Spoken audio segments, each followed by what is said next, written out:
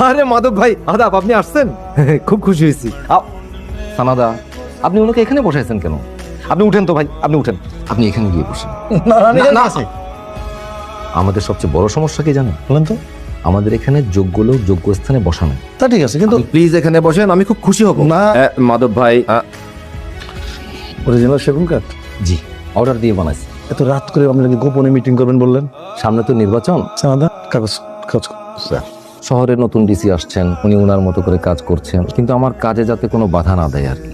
বাধা না দেয়া কাজে বাধা না দেয়া মানে কাজে বাধা না দেওয়া মানে আমার প্রতি যাতে ওনার একটু নেক নজরটা থাকে আর কি।